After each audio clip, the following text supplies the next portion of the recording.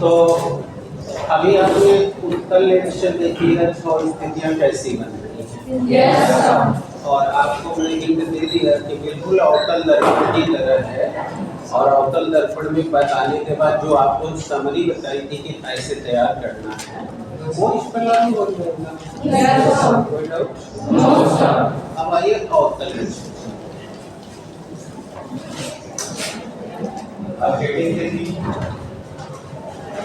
अवतल लेंस से प्रतिबिंब का formation of images by concave lens।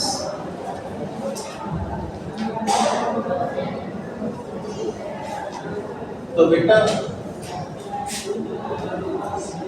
वर्षों के लेक्चर में आपने अवतल लेंस में प्रथम फोकस किधर पड़ेगा, द्वितीय फोकस किधर पड़ेगा, आप सुन रखे हैं। और आपको ये भी याद होगा कि यहाँ प्रथम फोकस प्रतीत होता है। इतना नहीं है, प्रतीत यानी कि उसका अस्तित्व यहाँ दिख नहीं रहा।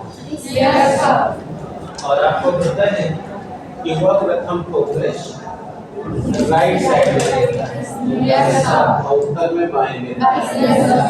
और जो मुख्य फोकस है वो इधर रहता है, वो भी डार्टेड से आवाज होता है। इसका मतलब ये हुआ कि जिस तरह उत्तल लेंस के मुख्य अक्ष पर प्रकाशीय केंद्र के अलावा फोकस और ट्यूब यहाँ पर विद्यमान है, ऐसी कोई स्थिति यहाँ नहीं है। इसका मतलब कि जैसे उत्तल दर्पण में कहा जा रहा था कोई सेम सिचुएशन अवतल लेंस में, यानी कि अवतल लेंस में 6 स्थितियां पॉसिबल नहीं है, केवल एक की वस्तु चाहे जहां। ठीक है? क्यों नहीं है? भाई बात करेगा जब मैं तो बता सकेंगे, क्योंकि इसका फोकस वास्तविक नहीं है। That's clear? अवतल लेंस के सम्मुख वस्तु चाहे कहीं भी रखी गई हो, object has been placed anywhere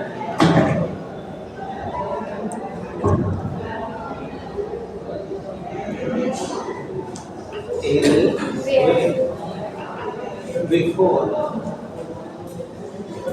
the concave lens। अवतल लेंस के सम्मुख वस्तु चाहे कहीं भी रखी हुई।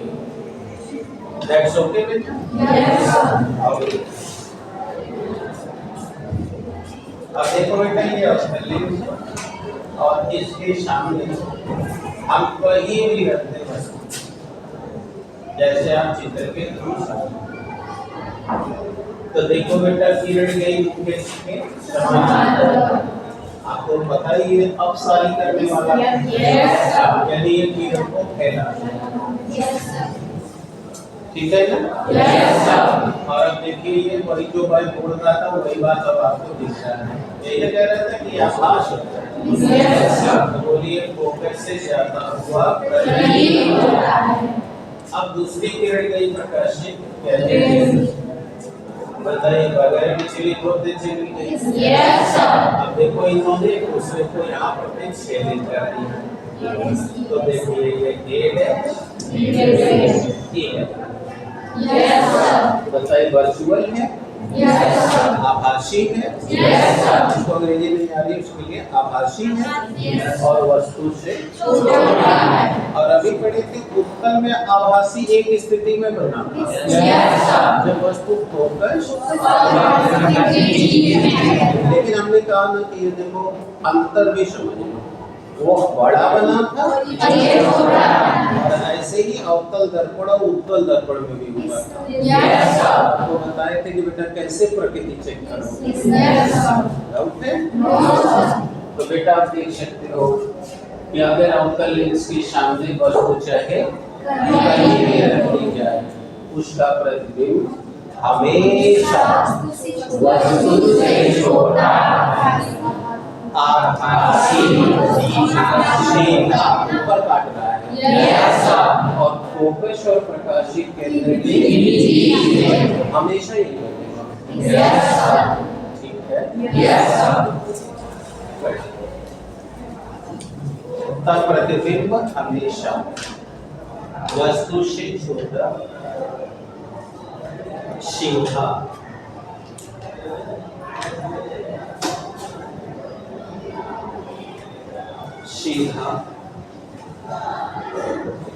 आभासी,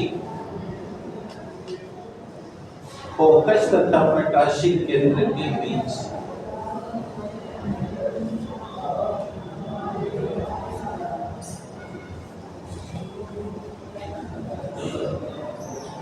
प्रकाशिक केंद्र के बीच बन।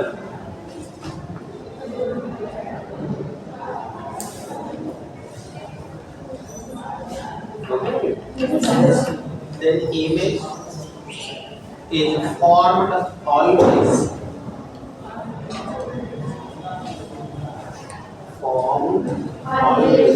erect, smaller than object, between focus and optical center.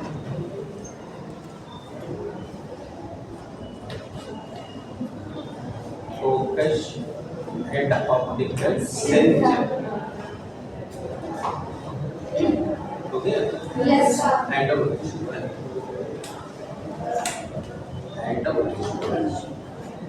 तो बेटा अब ये प्रतिबिंबों के बनने वाला कार्यक्रम समाप्त। ठीक है। अब हम लोग उस पॉइंट पे आ रहे हैं जो कल बार बार कहा जा रहा है कि लेंस बनाने वाली जो कंपनियां हैं वो कैसे कैसे लेंस फॉर्म करती है और कैसे वो फोकस दूरी तय करती है। कल हमने इसको दिखा भी दिया। सवाल भी उठा है कि बेटा आप इससे क्यों नहीं बना सकते, और फिर आपसे ये भी कहा था कि विज्ञान जब पूछेंगे कि आप कैसे जानते हैं, तो मैंने कहा था कि आपको गलती से भी नहीं कहना है कि लेंस में कर पाए बल वाला तो सभी नहीं। तब हमने कहा था कि हम जवाब देंगे कि हम प्रायोगिक विधि से करते हैं। और प्रायोगिक विधि में हमने कितनी विधि बताई थी?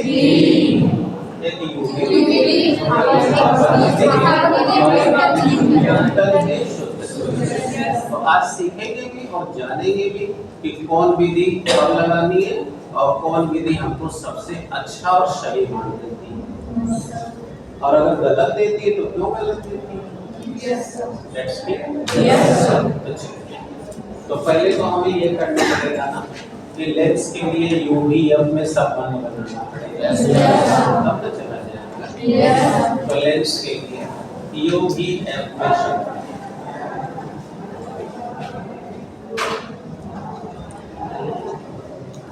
लेंस के यूवीएफ में संबंध।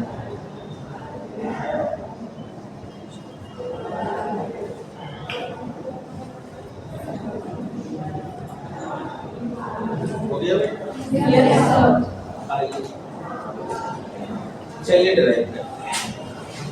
Relationship among UVF by the spherical lens.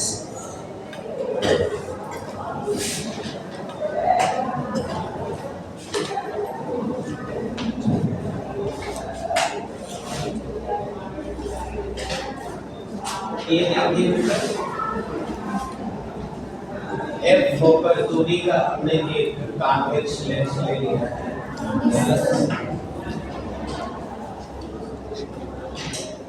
जिसका ऑप्टिकल सेंटर O है।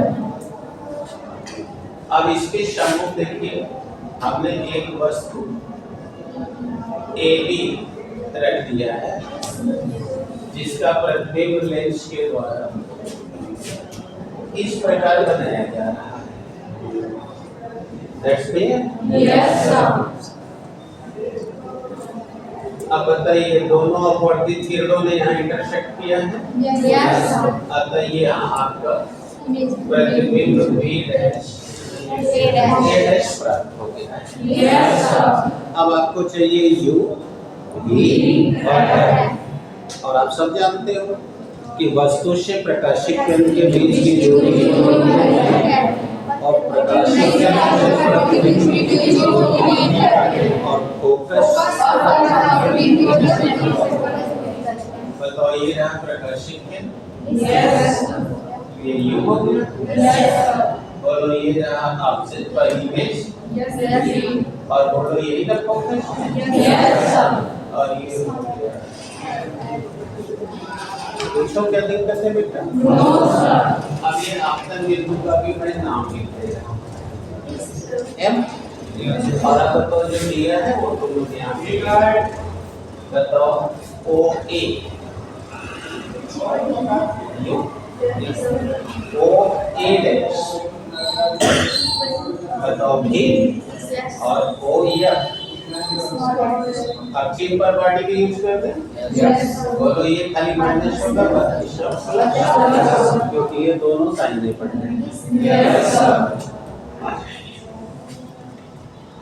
तैयार है?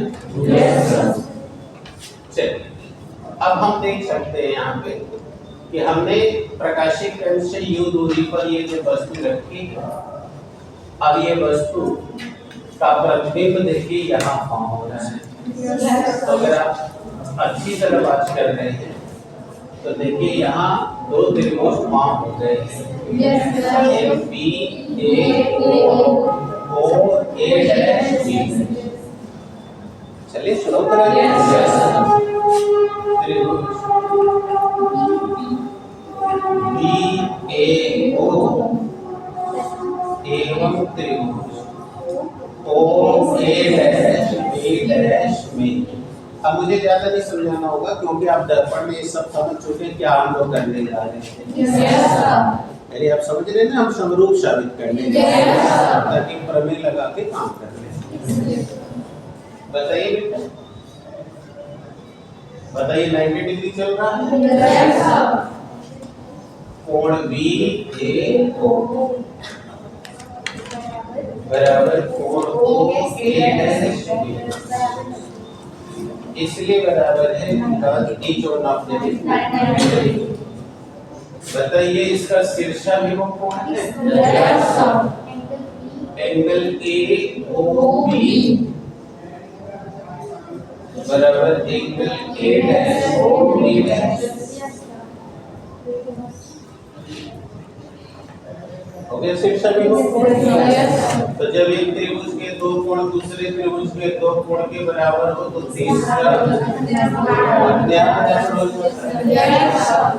अतः कोण ए बी ओ बराबर कोण ओ बी डैश ए। अब बोलो समान कोणिक हो गया तो इनमें समरूप का क्राइटेरिया होता है। तो इसलिए त्रिभुज बी ए ओ समरूप त्रिभुज ओ ए डैश बी। आप समरूप का प्रमेय लगा दें।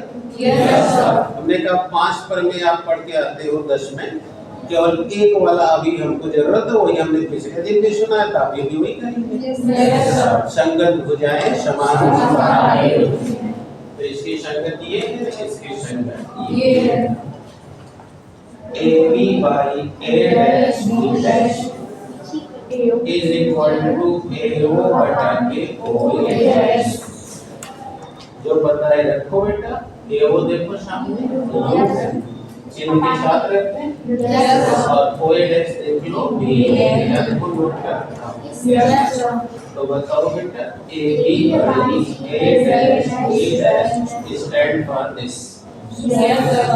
बोलो इक्वेशन नंबर 5। जरा देखो भी कुछ और भी एक त्रिभुज दिख जाएगा।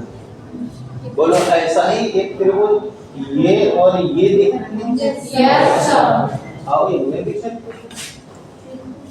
और अब आपको मैं दीवानी बता के डायरेक्ट कर दूं, बताओ ये भी 90 ये 90 है, ये शीर्षा भी हो तो ये ऑटोमेटिक बनेगा, हो गया समरूप। इसी प्रकार त्रिभुज LOF समरूप है त्रिभुज FA है ना बेटा। इसीलिए वही चलो त्रिभुज के प्रमेय अनुसार MO बटा दिस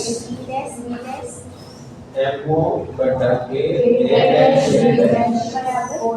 OF बटा के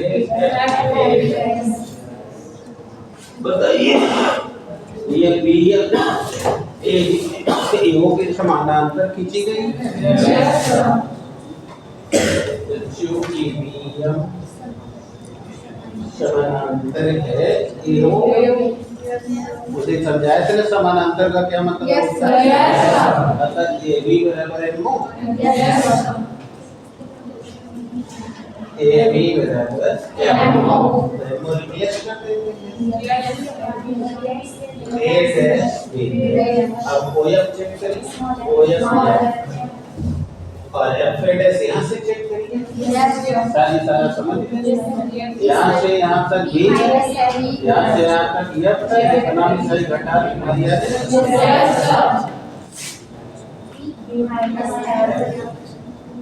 बताइए क्वेश्चन नंबर। अब फर्स्ट और सेकंड का लेफ्ट चेक करिए, इक्वल है। तो इसीलिए फर्स्ट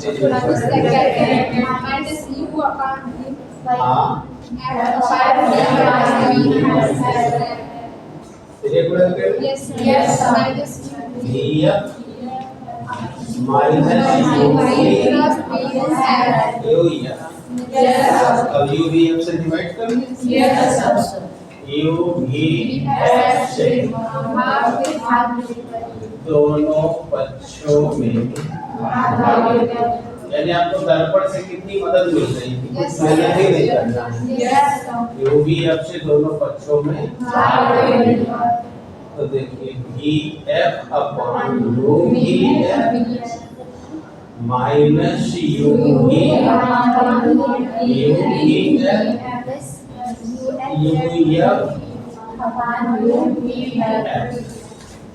बोले VF से UVF से अब ये बोला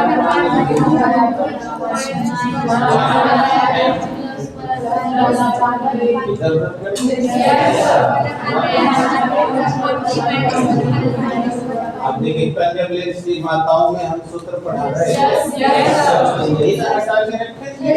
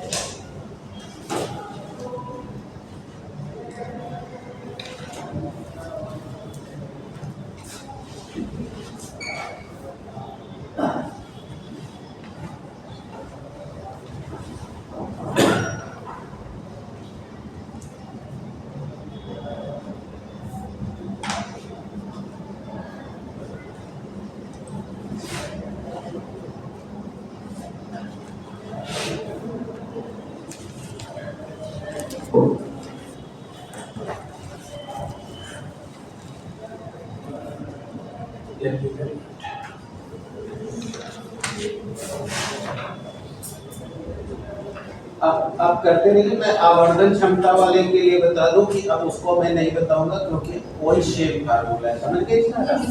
I बाई O बराबर V बाई U और M बराबर V बाई U, M बराबर I, मतलब जो दर्पण में पढ़ा है एकदम, क्योंकि इसमें कोई बदलाव ही नहीं आता, वो आप जान लीजिए। अब चलिए कटिंग क्वेश्चन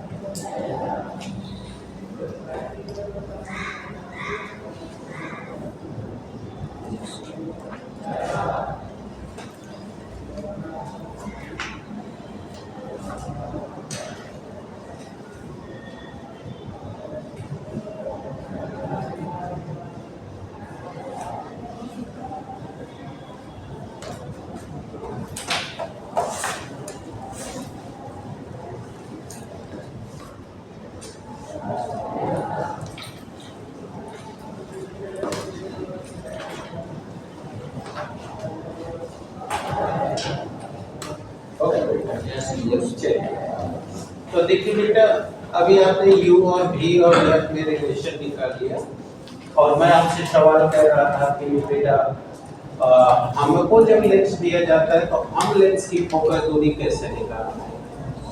तो कल मैंने कहा कि हम प्रायोगिक विधि से निकालते हैं और प्रायोगिक विधि में पहली विधि है u और v विधि। कौन विधि? और इस विधि को दो नाम से कहा जाता है कि दो पिन की सहायता से दिए गए उत्तल लेंस की फोकस दूरी ज्ञात करना अथवा यूवी विधि से फोकस दूरी ज्ञात करना। समझ गए आप लोग? जब आप u और v विधि से फोकस दूरी निकालते हो तो यही सूत्र आप अप्लाई करते हैं। यानी आप जब प्रैक्टिकल करके दिए गए लेंस की फोकस दूरी निकालोगे तो वह इस सूत्र से समझ में आ गया? अब बता दे रहा हूँ कि कैसे प्रैक्टिकल करना है आपको बता। समझिए, अब ध्यान से सुनिए। इस पर ये लोग बैठे हैं, अभी नहीं थे यहाँ इस्तेमाल करता हूँ। ऐसे ही आपको लैब में पहले एक मेज मिलेगी और आपको दिया जाएगा ऑप्टिकल बेंच, प्रकाशिक बेंच। ध्यान से सुनिए। और मैंने उसी दिन जब दर्पण पर आ रहे थे उसी दिन बताए थे कि बेटा उस बेंच पर 1 मीटर लंबी मीटर स्केल लगी है और जिधर मीटर स्केल लगी है वो वाला साइड आपकी ओर होना चाहिए। तो अब हम ऐसे अपने ऑप्टिकल बेंच को यहाँ रख देंगे।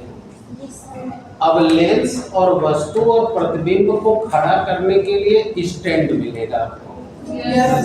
और उस स्टैंड में अगर पर्सन 12 को कराए हैं देखे होंगे तो दिमाग में होगा भी, नहीं तो साथ आप कर देते हैं।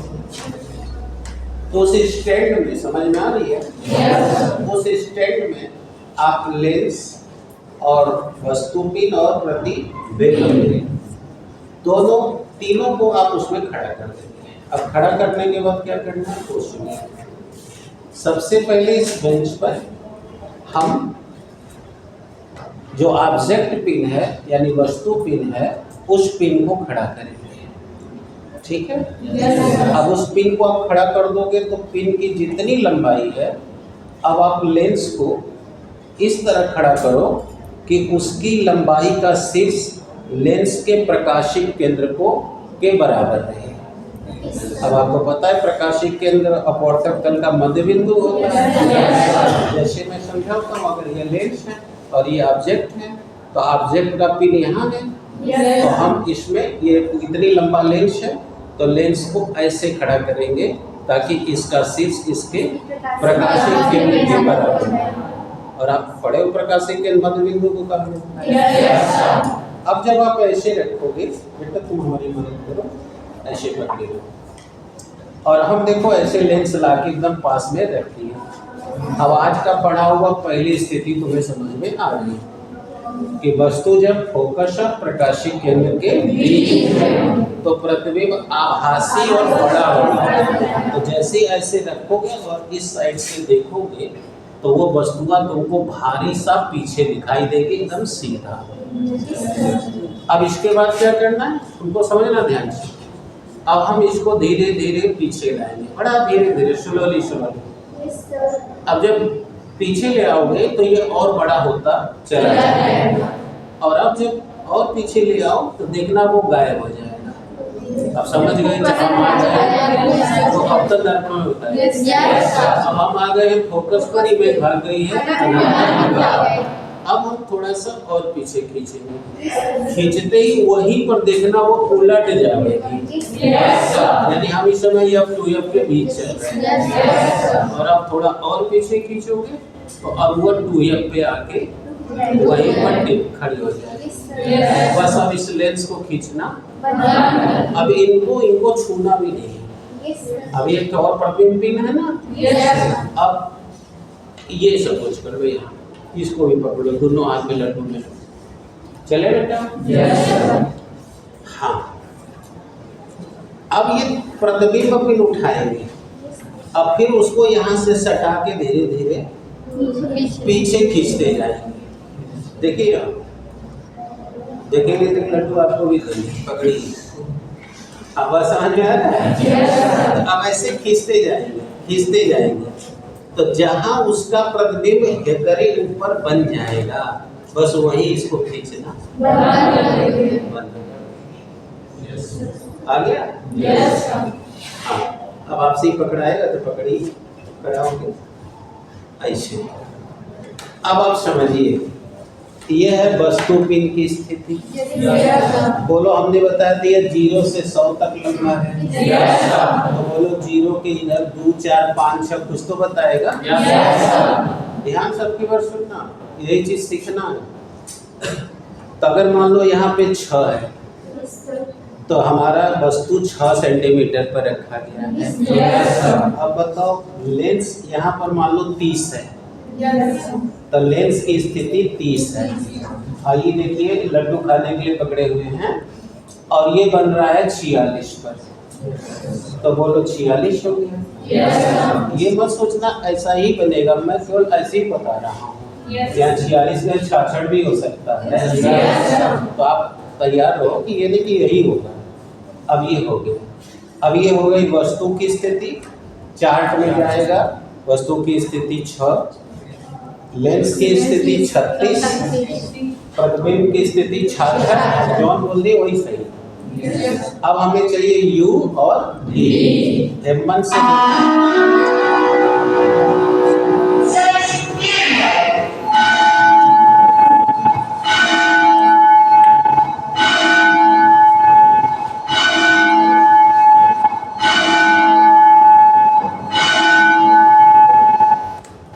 अब इसमें से इसको घटा देंगे तो U आ जाएगा।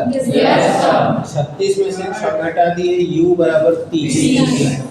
66 में से 36 घटा दिए 30। ये आ गया V। अब U की जगह और यहाँ भी 30। लेकिन चिन्ह प्रॉपर्टी का ध्यान, ये रखाएगा प्लस, ये रखाएगा माइनस। तो ये 30, ये -30 और प्लस। अब 1/30 धन 1/30 बराबर 2/30 बराबर 1/15 दूरी।